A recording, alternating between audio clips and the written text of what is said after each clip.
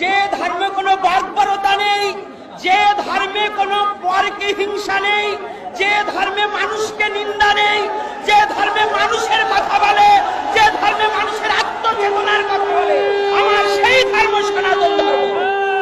আর আমার সেই সনাতন ধর্মকে নিঃস্ব করার জন্য যে কুচক্রমহল আসুক না কেন, তাদের হাত ভেঙে গুড়িয়ে দিতে হবে। আমার সনাতনের প্রতি বিন্দুমাত্র আর চোখে তাকালে তার চোখ তুলে দিতে হবে। কারণ এই ঘুমান্ত প্রাণীকে খোঁচা দিয়ে জাগাবার চেষ্টা যেন কেউ না করে। 8 দফা দাবি করেছে, বেশি কিছু নয়। সনাতনী একটু আগে আমার এক বাবা বলেছে, আমি একমত। সনাতনী কখনো ভিক্ষার থালা হাতে নেয় না, সনাতনী কোনো কারো দয়ায় বাঁচে না। সনাতনী যুদ্ধ করে বাঁচতে শিখতে হবে, যুদ্ধ করে বাঁচতে শিখতে হবে। সনাতনী কারো দয়ায় নয়। যে জাতি দয়ায় বাঁচতে চায় না, যে জাতি ভিক্ষার হাত বাড়িয়ে দেয় না, তাদের প্রতি কেন এত নির্যাতন? শুধু আমি একটা কথা শুনেছি, আমি পূর্ববর্তী বক্তাদের একটা অনুরোধ করব, কোন সরকার নয়, কোন বছর নয়, কোন সাল নয়, ৭১-এর পর হইতে যতবার যে সরকার এসেছে, প্রত্যেক সরকার সনাতনীদের প্রতি নির্যাতন করেছে। শুধু কোন এক সরকার নয়। আপনারা জানেন 19 সালে নানুয়া দিঘির পাড়ে হনুমানের পায়ে নিজেরাই কোরআন লেখে যে মন্দিরগুলাকে ভেঙেছিল, যে সনাতনী যুবকদের হত্যা করা হয়েছিল, আওয়ামী লীগ সরকার তার বিচার করেনি। 21 সালে ঠিক আছে, যা আমার ভুল হতে পারে, তাহলে 21 সালে যে ঘটনা, তারপর থেকে যত ঘটনা, আওয়ামী লীগ বলেন, বিএনপি বলেন, জাতীয় পার্টি বলেন, সনাতনী এই বাংলাদেশ টিকে আছে সনাতনী জাতির সম্পত্তির উপরে। দাতব্য যত চিকিৎসালয়, দাতব্য যত প্রতিষ্ঠান, আপনার জগন্নাথ ভার্সিটি থেকে শুরু করে এই রমনা পার্ক পর্যন্ত সমস্ত সনাতনী জাতির সম্পত্তি। এই বাংলাদেশের মধ্যে যত দাতব্য প্রতিষ্ঠানগুলো প্রায় সনাতনী সম্পত্তির উপরে দাঁড়িয়ে আছে। জাদুঘরের যত মূর্তি আছে সব সনাতনীদের মূর্তি। জাদুঘরে যত সংস্কৃতি আছে সমস্ত সনাতনীদের সংস্কৃতি। এই সনাতনীর সম্পত্তি দিয়ে বাংলাদেশের 12 আনি চলছে, আর এই সনাতনী কেন এত নির্যাতন সহ্য করবে? কি কারণে? এটা অন্তর্বর্তী সরকার এখন এসেছে। আমার জিজ্ঞাসা, আমার জানবার অভিপ্রায়, অবিলম্বে 8 দফা দাবি আমাদের মেনে নেন। এই 8 দফা দাবি আপনার কাছে আকুল আবেদন। আমরা সাধু সন্ত কেন পথে আসব? সনাতনী সাধু সন্ত সহসা পথে আসে না। সনাতনী সাধু সন্ত সহজে রাজপথে নামে না।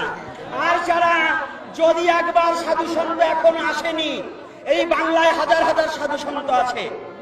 আপনারা এখনো, আমি অন্তর্বর্তী সরকারের কাছে বলি, সাধু সমাজ যদি একবার পথে নেমে পড়ে, এই 8 দফা দাবি যদি না মেনে নেন, যদি নেমে পড়ে, জানবেন পুরো শহর অচল হয়ে যাবে, পুরো শহর অচল হয়ে যাবে। আর হে সনাতনী যুবকবৃন্দ, তোমরা এমন ধর্মে জন্মগ্রহণ করেছো যে ধর্মে মরে না, বাঁচতে শিখায়। সনাতন ধর্মে বাঁচতে শিখায়। সনাতন ধর্মের জন্মান্তরবাদ আছে, তুমি মরবে না, ভয় নেই। জাতির জন্য প্রাণ দান করবো, তথাপিও জাতির জন্য জীবনকে শেষ করে দেব। এই যতগুলো সাধু সন্ত এসেছে, প্রত্যেকটা সনাতনী একমাত্র জীবনটাকে বলিদান করেছে তার ধর্মের জন্য। এই সাধু সন্ত মরতেও শিখেছে। জানবেন সাধু সন্ত আর ঘরে বসে থাকবে না। আর যদিও কোনো সাধু সন্ত ঘরে ঘুমিয়ে থাকে, জানবে ওরা সনাতন ধর্মের সাধু নয়, ওরা পাঁচাটা কুকুর। এজন্য বলবো, যারা ঘুমিয়ে থাকবে আর সনাতনী স্বার্থে না জাগ্রত হবে, ওদেরকে ভালোবেসেও লাভ নেই। আজকে আপনারা যারা এসেছেন সাধু সন্ত বৃন্দ, আমি প্রত্যেকটা সাধুকে বলবো, এবং প্রত্যেকটা, আজকে আমার যুবক বাবাকে দেখে আমার খুব ভালো লাগছে, আনন্দ লাগছে। এমন করে কোথাও এত সমস্যা দেখা যায় না। তবে এমন নয়, আরো জাগতে হবে, আরো আসতে হবে। প্রতিটা প্রয়োজন বোধে 8 দফা দাবি না মানা পর্যন্ত প্রত্যেক মরে মরে রাস্তায় রাস্তায় আমরা শুয়ে পড়ব। আর একটা কথা আছে, আপনাদের কথায় আমরা চলবো না। কথা হচ্ছে, বাংলাদেশে আমার নলেজে আছে, আমি এর আগে একটা আলোচনায় বলে দিয়েছি ইউটিউবে, যদি আমি বাস্তব সত্য প্রমাণ না করতে পারি, আমি নিজে ফাঁসির দড়িতে ঝুলে পড়ব। এই যে হিন্দুদের প্রতি অত্যাচার এবং জায়গায় জায়গায় দেবতা মন্দির দখল করা হচ্ছে এবং করবার জন্য যারা উস্কানি করছে, আমি আবদার রাখছি, এই বাংলাদেশ হিন্দু মুসলমান কোনো রেশারেশি ছিল না।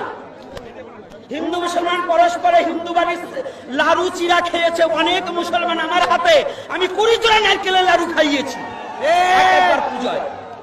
তাহলে আজকে কারা এই বাংলার বুকে কারা এই মূর্তি ভাঙছে, এটাকে তদন্ত করে আইনি নোটিশ দিয়ে এবং এটা তদন্ত করে আইন পর্যবেক্ষণ করে যেন এদেরকে চিহ্নিত করা হোক, এদেরকে চিহ্নিত করা হোক। আর সনাতনী যদি দুবার স্বাধীন হয়, শুধু বারে বারে শুনছি স্বাধীন, একবার 71-এ স্বাধীন হয়েছে, আবার এখন নাকি স্বাধীনের কথা শুনছি। কিন্তু যদি স্বাধীন হয়ে থাকে, হিন্দু কেন পরাধীন, সনাতনী কেন পরাধীন? যদি স্বাধীন হয় তাহলে কি এই দেশের মুসলমানরাই স্বাধীন হয়েছে? হিন্দু কি স্বাধীন হয়নি? সনাতনী কি স্বাধীন হয়নি? তাহলে আমাদের প্রতি নির্যাতন কেন? আর বরিশাল ভোলাতে পূজা করতে দেওয়া হচ্ছে না, কারা কাদের নির্দেশে পূজা করা দিচ্ছে না, এই নোটিশটা আমাদের কাছে পৌঁছিয়ে দিন।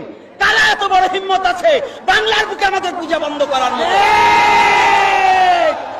খাচ্ছ আমাদের, পড়ছ আমাদের সম্পত্তি, এখন আর চেয়েছে আতাতে গেলে তোমার বাপদাদার নামই নেই, আর সেই সম্পত্তি ভোগ করে তুমি আমাদের হিন্দুদের প্রতি নির্যাতন করবে, এটা চলতে দেওয়া যাবে না। এটা অন্তর্বর্তী সরকারের কাছে আমার নিবেদন। আর দীর্ঘায়ু পারব না, আমার বাবারা আছেন, সাধু সন্ত আছেন, আর আমি সনাতনী মা ও বাবাদের কাছে, ছাত্র সমাজ নয়, আজকে ছাত্ররা আসেনি, আমার মায়েরাও এসেছে, আমার বাবারা এসেছে, সাধু সন্ত এসেছে, আমি সবার কাছে প্রার্থনা, সনাতনী রক্ষা করতে নামতে হয়, নামবো মাঠে, এই স্লোগান হবে। জয় নিতাই, জয় গৌর হরি বল। আমার সমস্ত অপরাধ ক্ষমা সুন্দর দৃষ্টিতে রাখবেন। জয় নিতাই।